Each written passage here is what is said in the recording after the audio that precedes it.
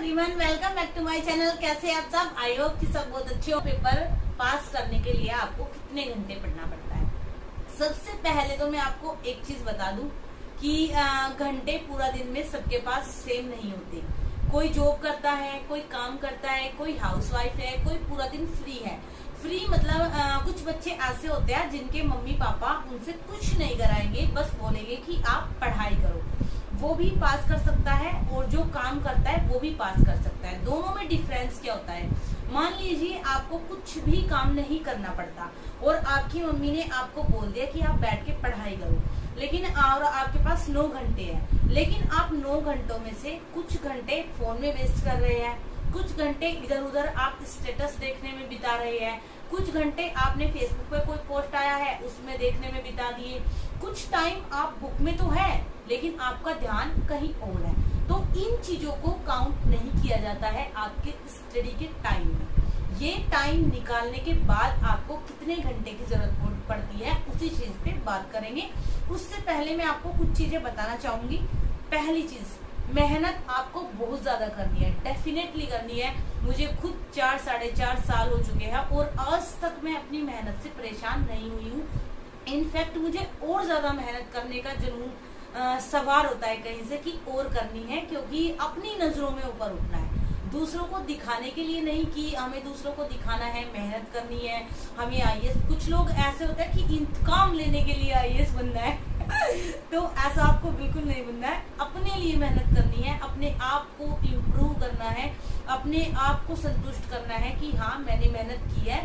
मैंने कोई भी पॉइंट, जैसे मान लो मेरा ही रिजल्ट था तो जब यूपीएससी नहीं हुआ था तो थोड़ा सा देखो डिमोटिवेट तो हर कोई होता है, तो उस टाइम पे थोड़ा सा बुरा लगा। बट बाद में मेरे जब हस्बैंड ने बोला कि एक बार रियलाइज करो क्या तुमने कहीं पे गलती की थी, तो देखो गलतियां तो होती है क्योंकि हम रोबोट नहीं है, अब तो रोबोट से भी हो जाती है। बट जो एक चीज थी जो मेरे माइंड में आई कि मैंने कोई कसर नहीं छोड़ी, इससे ज्यादा मैं कर ही नहीं सकती थी क्योंकि मेरा एक बेबी भी है। अभी भी जैसे मुझे कुछ बच्चे बोलता है कि जो विकास दिव्य कीर्ति सर का जो उनका प्रोग्राम होता है कि जिन बच्चों ने प्रीलिम्स किया वो मेंस कर सकते हैं, बट हम उस चीज को नहीं कर सकते क्योंकि मेरे पास एक बेटा भी है, उसकी रेस्पॉन्सिबिलिटी भी है, तो हम अपने तरीके से ही सेल्फ स्टडी कर सकते हैं। वही चीज यहाँ पे है, आपको मेहनत तो जम के करनी है। अगर आपने यूपीएससी करने के बारे में सोचा है, बिल्कुल भी ये मत सोचिए कि आपको 1 साल करनी है, आपको 4 साल भी लग सकते हैं, आपको 8 भी लग सकते हैं। कुछ लोग ऐसे भी निकले हैं जिनका फाइनल अटेम्प्ट भी खत्म हो चुका है और वो अब भी ऐसे के ऐसे ही है। तो ऐसा कुछ नहीं है, यूपीएससी में कोई श्योरिटी आपको नहीं दे सकता कि आपका हो ही जाएगा। बड़े बड़े इंटेलिजेंट लोग वहीं के वहीं हैं और ऐसे ऐसे लोग जिनके इंटरव्यू देख के ये लगता है कि ये पास कैसे हो गए, वो आईएएस बन के बैठे हैं। तो यूपीएससी भी कोई भी श्योरिटी आपके लिए नहीं दे सकता।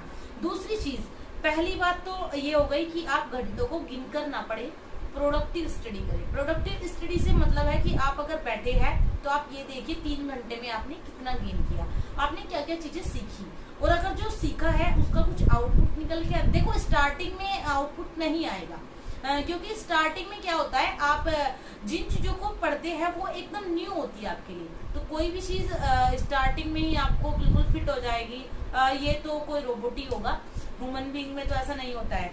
उसके बाद यूपीएससी का सिलेबस अपने आप में इतना बड़ा है जिसको पूरा करने के लिए आपको एक प्रॉपर टाइम देना होता है। तो आप अपने टाइम टेबल सेट कीजिए। टाइम टेबल से मेरा मतलब ये नहीं है कि आप ये सेट कीजिए कि इस टाइम में मुझे ये पढ़ना है, इस टाइम में मुझे ये पढ़ना है, बिल्कुल भी नहीं। आप ये कीजिए कि मॉर्निंग में मुझे 5 बजे उठना है, 7 बजे तक मैं पढ़ूंगा, उसके बाद मैं अपना फ्रेश अप होऊंगा, नहाऊंगा, भगवान की पूजा करूंगा, क्योंकि वो एक स्टूडेंट लाइफ का हिस्सा होना चाहिए, जितना मुझे लगता है। मैं करती हूँ तो आप लोग भी कर सकते हो, और वो अगर आप करते हैं तो आपको अंदर से कहीं से एक एनर्जी मिलती है। मुझसे कुछ लोग पूछते हैं आपकी एनर्जेटिक रहने का, आपकी शक्ति, मतलब आपको इतनी एनर्जी कहाँ से आती है, तो भगवान जी से आती है। तो उसके बाद आपको क्या करना है, बाकी आप अपना ऐसे टाइम सेट कीजिए कि फिर मुझे 9 बजे से ये करना है। उसके बाद एक जो चीज है कि आपको क्वालिटी ऑफ टाइम नहीं, क्वांटिटी ऑफ टाइम नहीं, क्वालिटी ऑफ टाइम पे ध्यान देना है कि आपके टाइम की क्वालिटी कितनी निकल के आई। उसके बाद आपको डेली मैक्सिमम 6 घंटे तो पढ़ना ही है, मतलब उससे ज्यादा अगर आप ना पढ़े कोई दिक्कत नहीं, बट 6 तो पढ़ना ही है। बिल्कुल निश्चित मान के चलिए, इससे कम आप नहीं कर सकते।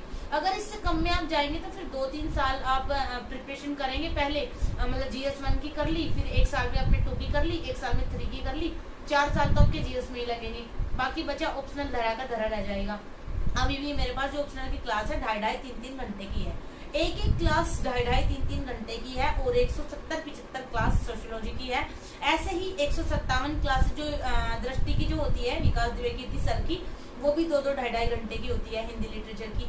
तो ऑप्शनल आपका सबसे एक बड़ा पड़ा होता है जिसको भी आपको साथ में कंप्लीट करना होता है, तो इसलिए आपको थोड़ा सा 6 घंटे तो लेके चलना है। एक चीज, कछुआ और खरगोश वाली स्टोरी आपने सुनी होगी, भले ही धीमा चले बट कंटिन्यू चले। ये नहीं कि आप थोड़ी दूर भाग के चले पूरा, फिर आपको नींद आई कि अच्छा बाकी लोग तो मुझसे पीछे है, चलो मैं सो लेता हूँ, उसमें आप पीछे रह जाओगे। आपको कंटिन्यूटी बनाए रखनी है, भले ही आज 6 घंटे नहीं पढ़ पाया तो 5 घंटे। अब बात आती है कम से कम 3 घंटे आपको करंट अफेयर को देने होते हैं, क्योंकि मैगजीन भी है और साथ में वीडियोस वगैरह भी होती है यूट्यूब पे। 1-1.5 घंटे का तो एडिटोरियल ही हो जाता है। उसके अलावा बाकी के जो 3 घंटे पड़े उनको आप 2 सेगमेंट को दे सकते हैं, जैसे 2 और 3 को साथ में, या 1 और 4 को साथ में, या फिर 1 और 2 ले लीजिए, 2 और 4 ले लीजिए, जैसे आपको सुविधा लगे, जैसा आपको अच्छा लगे। जो हमारे ग्रुप के बच्चे हैं उनको हम अपने तरीके से देते हैं, अपने तरीके से स्ट्रेटजी बनाई हुई है, अपने तरीके से मैं उनको टारगेट देती हूँ, उसको कंप्लीट करते हैं, जिसमें रिविजन भी होता है और स्टैटिक का पार्ट भी होता है, करंट अफेयर भी होती है, करंट अफेयर के नोट्स दिए जाते हैं। तो अगर आपको करना है आप अपने अकॉर्डिंग कर सकते हैं और 6 घंटे मान के चलिए। बट अगर आपको मेरी मेंटरशिप में पढ़ाई करनी है तो 25 सितंबर से हमारा 2024 की प्रिपरेशन के लिए न्यू बैच स्टार्ट हो रहा है, जिसको आप ज्वाइन कर सकते हैं। एंड उसकी सारी डिटेल्स, उसमें क्या होगा, कैसे होगा, कितनी फीस होगी, मंथली पेमेंट होगी, वो सारी डिटेल्स आपको यूट्यूब पे जल्दी ही बता दी जाएगी। And now thanks for watching, keep supporting.